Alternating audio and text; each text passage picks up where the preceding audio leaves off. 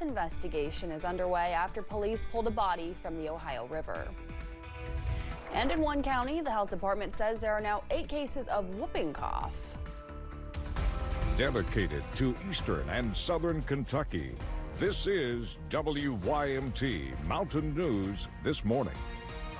Good morning. Happy Tuesday to you, Mountain family. I'm Amelia Lee here with you on this November 11th. We are just about at 5 o'clock this morning and, of course, ready for a check of our weather with meteorologist Megan Dusma. I got to say, Megan, when I walked outside, I wasn't too cold. Then I went in my car, and that's when it hit me. It was very cold, ice on the windshield. Give yourself extra time. Yeah, it's definitely colder than yesterday, and yesterday was already cold. So if you haven't walked out the door, think about what it felt like yesterday and then subtract a couple of degrees on that, and that's what your Tuesday is going to feel like. Here's a look at those current temperatures. 20s across eastern Kentucky, 22 degrees right now in Jackson and Clintwood, 19 degrees in Wise. And remember, the wind is going to make those temperatures feel even colder. So it's going to be a cold morning. That's why we're still under that first alert weather day for your Tuesday morning. High temperatures for today, looking at the low 40s, not too bad. Compared to yesterday, that is, but still significantly cold for this time of year. Normally we're sitting in the upper 50s, but we are nice and clear from the snow. Still could see a little bit of some flurry activity as you're traveling into Logan County, West Virginia. Overall, though, it is nice and calm, and we're going to stay clear from any precipitation from now all the way up until Friday afternoon. A good, nice, dry stretch is on the way. Amelia. Thank you, Megan. A death investigation is underway after police in Louisville pulled a body from the Ohio River at about 10 o'clock yesterday morning. A witness spotted the remains in the river near the base of the Lincoln Bridge on the Louisville side, then called for help. The river unit says it appears to be an adult, but no further details on who the person is or how they ended up in the water. Investigators hope an autopsy can provide more information. A Central Kentucky man pleaded guilty to impersonating a federal officer. That's according to our partners at the Herald-Leader. Police say Roderick Tejada was pretending to be a Homeland Security agent last year. He went to a Lawrenceburg business to get red and blue lights and a siren for his car and told employees there that he was a federal agent. The business later reported him, and he told police that he wasn't part of law enforcement. He's facing 2 years in federal prison and will be sentenced in March. A sigh of relief Monday night in Washington after the U.S. Senate finally passed a bill aimed at reopening the government. Now the legislation has to get through the House before it can go to the president's desk for his signature. A handful of Democrats in the Senate crossed the aisle to support the deal, which includes funding for food assistance. But there's only a promise of a vote for the Democrats' main demand, healthcare subsidies. The bill as amended is passed. This is a great victory for the American people. The measure reverses shutdown-related layoffs and guarantees back pay for federal workers. It also incorporates 3-year-long spending bills that include SNAP food assistance funding. One Republican, Kentucky Senator Rand Paul, again joined the majority of Democrats who voted against the government funding package. President Donald Trump is pardoning dozens of people involved in efforts to overturn the 2020 presidential election results. 77 people were pardoned by the president for their efforts, including former New York Mayor Rudy Giuliani. After months of trying to reverse election results, the president and his allies were put in trouble for their legal efforts. However, none of those being pardoned have been charged with federal crimes related to the election. At least 14 people were killed in a crash involving a UPS plane in Louisville. A half-mile debris field was left from that crash. Several surrounding businesses have been impacted. This includes Quantum Ink. The company manufactures printing ink and ships out an estimated 50,000 pounds of ink a day. But in the aftermath of that crash, they've had to send orders to other companies in other states. Leaders hope operations will be back to normal soon. A deal to end the government shutdown is now in sight in Washington, but air travel across the country is still severely disrupted. Bradley Blackburn has more about why it could get worse today and what President Trump is telling air traffic controllers.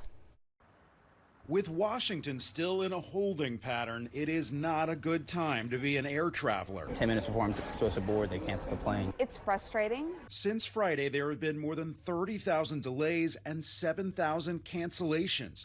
Airlines say the shutdown has disrupted trips for more than 5.2 million passengers. It was just mass chaos, sitting in chairs for like 13 hours. And now the FAA plans to slash more flights, up to 6% today, reaching a 10% cut by Friday if the shutdown isn't resolved. Dozens of air traffic control towers have been understaffed, in part due to a surge in sick calls. 2 weeks before Thanksgiving, you're going to see air travel be reduced to a trickle. In a Truth Social post, President Trump wrote, all air traffic controllers must get back to work now. He threatened to dock pay for those who don't and reward controllers who didn't take time off during the shutdown with a $10,000 bonus. The Air Traffic Controllers Union is defending controllers who've been asked to work without receiving paychecks. They must focus on child care instead of traffic flows, food for their families instead of runway separation.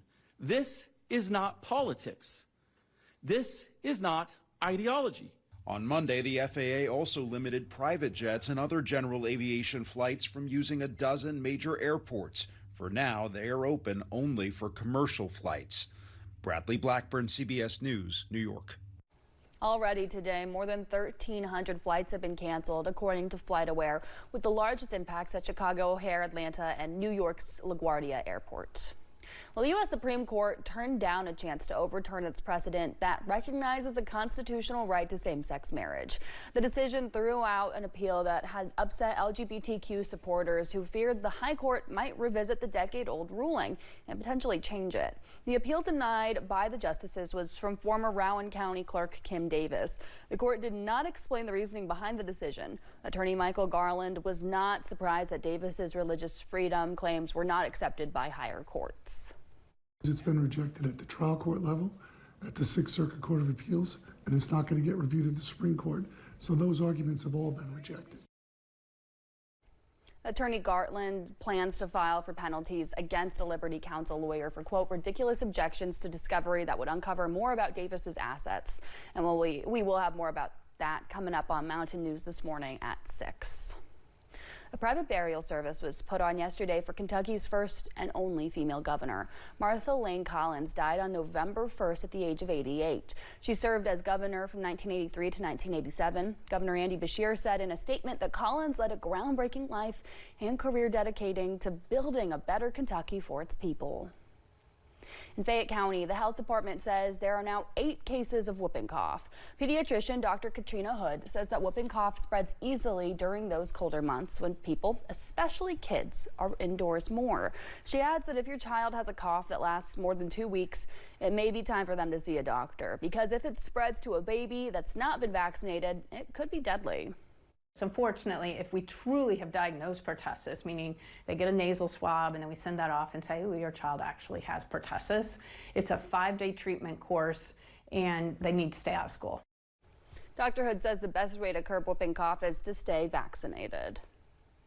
Well, babies learn to recognize the sound of a mother's voice quickly, and it can help them with important social skills. A study in Germany looking at the brain activity records of infants found at around 7 months old, an infant is far more attuned to the voice of the mother than a stranger's voice. Being able to distinguish different voices helps babies distinguish people's faces as well, and that's according to researchers. Well, thank you so much for getting your day started with us on Mountain News this morning at 5:08. Coming up, it's the U.S. Armed Forces' highest military decoration, approved by the President himself. And we have one veterans campaign to recognize a fallen soldier with the Medal of Honor. And it is a cold start to your Tuesday. I'll have those feels like temperatures coming up. Breaking